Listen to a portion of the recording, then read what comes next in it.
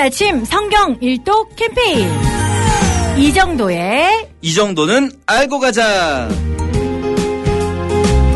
예, 오늘은 드디어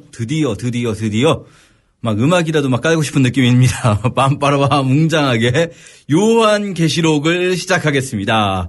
예, 저희가 드디어 1년 가까이 만에 요한계시록까지 왔습니다. 요한계시록 22장으로 되어 있는 책인데요. 이 요한계시록 잘 읽고 우리가 정말 주님 오실 때까지 이 성경을 사랑하는 이들이 되었으면 좋겠습니다. 요한계시록은 사실 마지막인데 너무 어려운 게 나타났죠. 예, 누가 말해도 아마 요한계시록이 어렵다는 데는 이견이 없을 겁니다. 왜 어렵냐?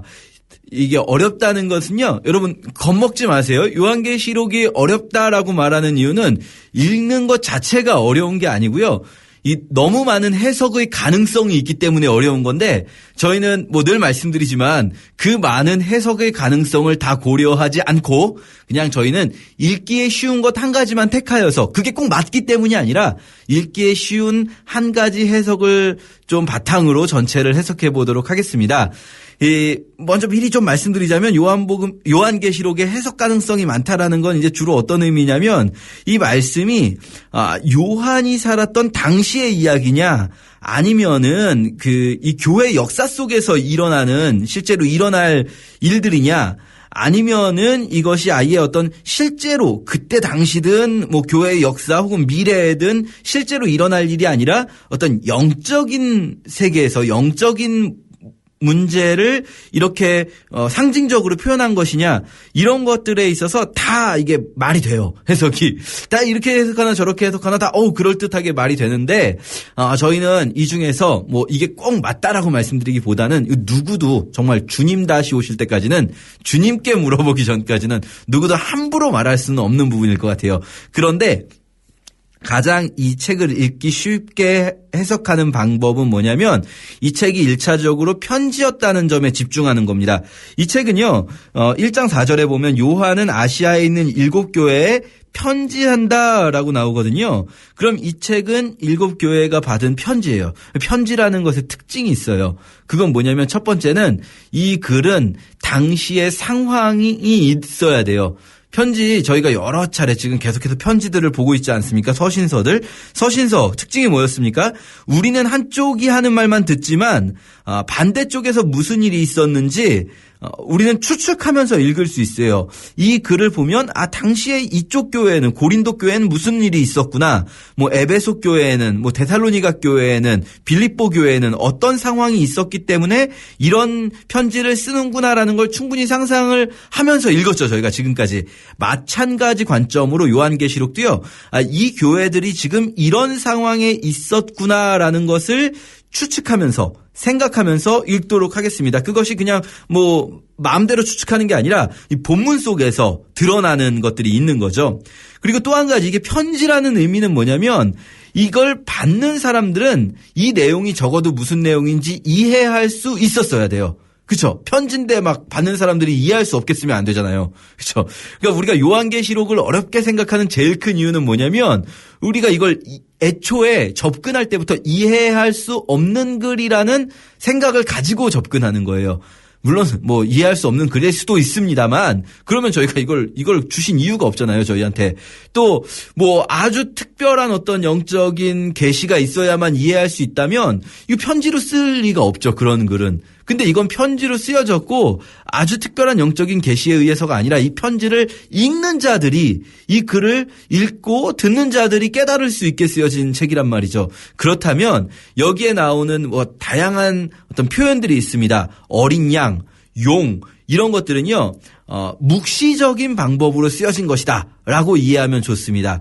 묵시적인 방법은 뭐냐면요, 예를 들어서 제가 얼마 전에 저희 동기 중에 한 분이, 저희 이제 신학교 동기 중에 한 분이 중국에 계시는데, 그분이 이제 단톡방에 올리신 글이 있어요. 기도를 부탁하면서. 그런데 그 기도 내용이 뭐였냐면, 서쪽 동산에서는 매년 연말에 축제가 열리는데 올해는 호랑이가 새로운 규정을 발표해서 축제 시작하기 전에 호랑이한테 허가를 받아야 된다. 이런 식으로 이제 글이 올라온 거예요. 이게 무슨 말입니까? 이게요, 그냥 이 글만 보면은 아무 내용 이해할 수 없지만 지금 현재의 상황과 중국에 이제 선교가 있다라는 생각을 하면은 이 내용이 이해가 되죠. 이게 뭐겠습니까? 이제 뭐 서쪽 동산에 뭐 매년 연말에 축제가 열린다. 성탄절 얘기하는 거겠죠? 호랑이가 뭐 허가를 받으라고 한다. 중국 정부를 얘기하는 걸 겁니다. 뭐 이런 식으로, 이게 무슨 말이냐. 지금 당장 직접적으로 표현할 수 없는 어떤 대상들에 대해서 혹은 표현하는 것보다 더 리얼한 이미지를 부여하기 위해서 어떤 상징적인 짐승이나 혹은 상징적인 표현들을 쓰는 거죠. 어린 양 그럼 누구겠습니까? 예수님이죠. 요한계시록의 어린 양은 예수님입니다. 요한계시록의 용은 사단입니다.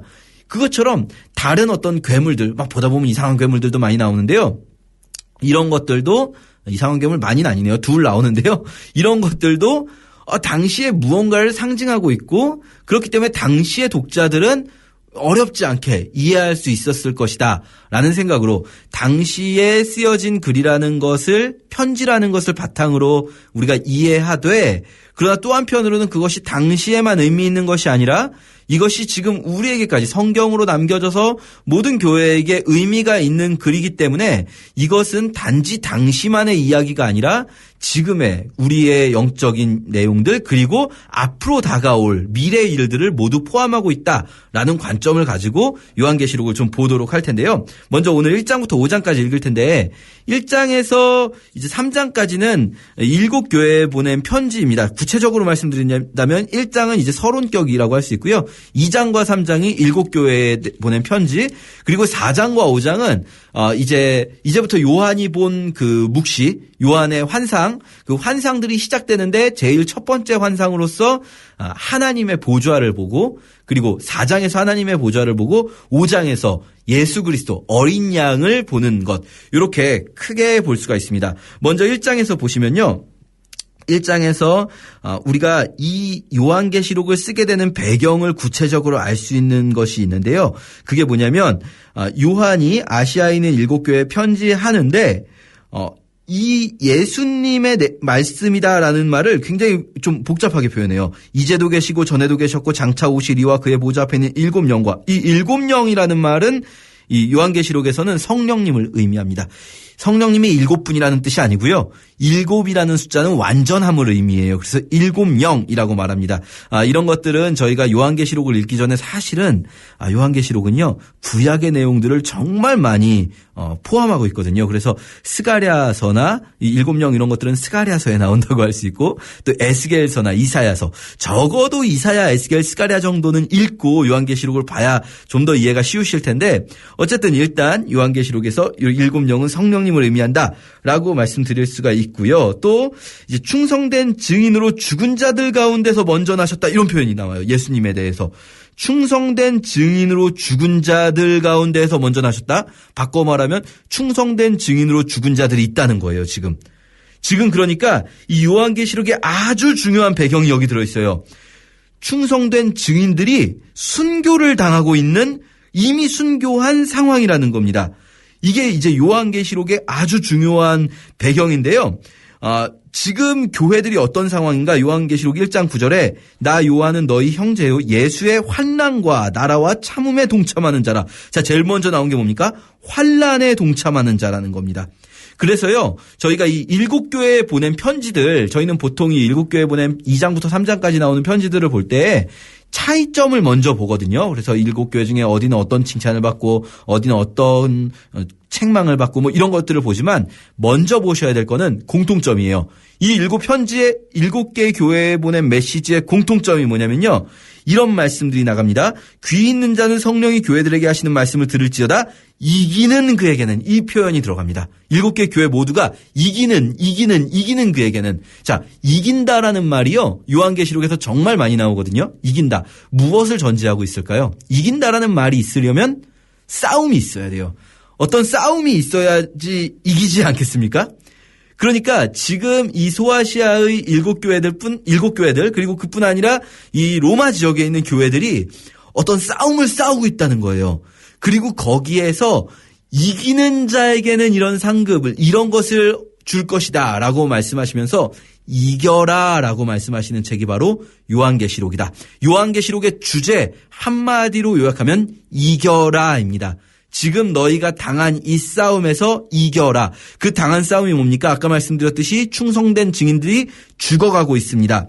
이 7교회에 보낸 편지에도 보시면요. 2장 3절에 또 내가 참고 내 이름을 위하여 견디고 이런 표현이 들어갑니다. 에베소 교회. 예수 그리스도의 이름을 위하여 견디는 일들이 있다는 겁니다. 서머나교회에 대해서도요. 2장 10절에 너는 장차 받을 고난을 두려워하지 말아라. 고난이 있다는 겁니다. 그래서 서머나교회에게 내가 죽도록 충성하라 이렇게 말씀하실 때예요. 이 죽도록 충성하라는요. 저희가 그냥 흔히 생각하는 정말 열심히 충성하는 것에 대해서 아니면 뭐 끝까지 충성하는 것에 대한 강조형의 표현이 아니라 진짜 죽기까지 충성하라. 그냥 순교를 받아들이기까지 충성하라. 이렇게 말씀하시는 거예요. 왜냐하면 당시 실제로 순교가 일어나고 있는 상황이라는 겁니다. 뭐 다른 교회들도요. 다 마찬가지예요. 버가모 교회 2장 13절에 보시면요. 이 교회는 사탄의 권자가 있는 곳에 있는 교회인데요. 죽임을 너희 가운데 내 충성된 증인 안디바가 사탄이 사는 곳에서 죽임을 당할 때에도 너희가 나를 믿는 믿음을 저버리지 않았다. 이렇게 말씀하시거든요. 충성된 증인들이 죽고 있는 상황이 있다는 거예요. 그 상황 속에서 즉 기독교 박해의 상황 속에서 이 싸움을 이겨라. 이 싸움에서 물러서지 말아라. 라고 말씀하시는 것이 바로 요한계시록이라고 할 수 있어요. 그러면 우리가 이제 앞으로 볼 모든 그 환상군들은요. 이 모든 환상들의 주제는요. 이미 1장부터 3장까지에 제시되어 있는 거예요. 뭐겠습니까? 그 모든 환상들은 이기기 위해서 그들의 싸움을 독려하고 그들에게 이길 힘을 주기 위해서 보여주시는 환상인 거예요. 그들이 당시에 그럼 구체적으로 어떤 싸움인가? 사실 우리가 여기에 대해서는 뭐 많은 가정들이 있지만 제일 일반적으로 많은 분들이 동의하시는 부분은 이게 뭐 사실 뭐 트라이안 황제 때의 박해다, 무슨 황제 때의 박해다 많이 있거든요. 그런데 이제 AD 90년대에 도미티안 황제 때의 박해다라고 이제 봅니다. 보통 이제 이 도미티안 황제라는 사람은 베스파시안 황제의 둘째 아들이거든요. 티투스의 동생인데요. 뭐 점점 어려워지니까 간단히만 설명드린다면 이전까지 이제 황제 숭배라는 건 원래 이전에도 있었지만 이전까지 사실 황제의 칭호가 정리되지 않았어요. 우리가 성경에서 황제라는 칭호가 가이사라고 나오지 않습니까? 그런데 사실 가이사라는 말은요. 황제의 엄밀히 말하면 황제의 칭호는 아닙니다. 황제 집안의 이름이었어요. 이 카이사르라는 가문이었거든요. 그런데 왜 그러면 황제의 칭호가 따로 없고 카이사르라는 황제 집안의 이름을 쓰냐면 첫 번째 황제인 아우구스티누스 때 원로원과의 어떤 원만한 관계를 위해서 황제라는 지위를 만들지 않고 원래 이제 공화정이었던 로마가 임페라토르라는 이 대장군이라는 어떤 종신직 대장군 지위에 일대 황제가 오르게 됩니다. 그러다 보니까 이제 황제라는 지위가 명시적으로는 있지 않은 거죠. 사실은 임페라토르라는 종신직 대장군이라는 지위로 불려지는 거죠. 그런데 이제 이 도미티안 황제라는 사람이 나는 이제 새로운 어떤 칭호를 받겠다. 그래서 그 칭호가 도미누스 에트 데우스 해가지고 라틴어로 주님 그리고 하나님, 뭐 주인 그리고 신 이런 뜻이거든요. 이런 칭호로 황제 숭배를 해라라고 이제 주장이 아니죠. 명령을 했고 이 로마 지역에 있던 그리스도인들이 그것을 받아들이지 못했다. 뭐 이런 어떤 당시 시대상에 대한 배경이 일반적으로 계시록을 해석하는 데 있어서 많이 받아들이는 배경인데요. 뭐 어쨌든 중요한 것은 이제 왜 박해가 있었느냐 이거보다는 사람이 죽을 정도의 대대적인 순교와 박해가 있었다는 거예요. 네로 이후에 그 박해의 와중에 이 교회들에게 편지를 쓰게 되는 거죠. 이 환상들을 요한이 보게 되는데요. 당시 요한은 어떤 상황이었냐면요. 요한이 1장 9절에서 이렇게 말합니다. 나는 이제 쭉 나오면서 예수를 증언하였음으로 말미암아 밤모라 하는 섬에 있었다. 쉽게 말하면은 귀양이 보내진 거죠. 유배되었다라고 할 수 있습니다. 우리가 이제 다른 사도들 12사도 중에 나머지 사람들은 다 이제 사형을 당했다라고 알고 있지 않습니까? 그런데 이제 왜 요한은 사형당하지 않고 유배되는가? 저희도 한국 역사에서도 보면요. 좀 집안이 좀 뭐랄까요? 지체 높은 사람들 있잖아요. 이런 경우에는 어지간해서 사형을 당하지 않고 유배되거나 귀양을 보내지게 됩니다. 일반 장사미사들은 그냥 사형당하는 거죠. 요한 같은 경우는 요한복음에서도 저희가 볼 수 있는 게 대제사장과 집안과 아는 사람이다 뭐 이렇게 나오거든요. 그러니까 아마도 이 요한이라는 사람은 조금 집안이 힘이 있었나 보다. 그래서 이렇게 유배가 된 것 같다라고 추측을 해볼 수 있는데요. 이 유배지에서 환상을 보게 되는 거죠. 그 환상이 바로 예수 그리스도께서 네가 본 것을 7교회에 전해라 하는 말씀이셨습니다. 자, 저희가 이제 2장 3장에서 그 7교회에 보내는 편지를 보게 되고요. 4장에서 보시면 하나님의 보좌가 나오는데요.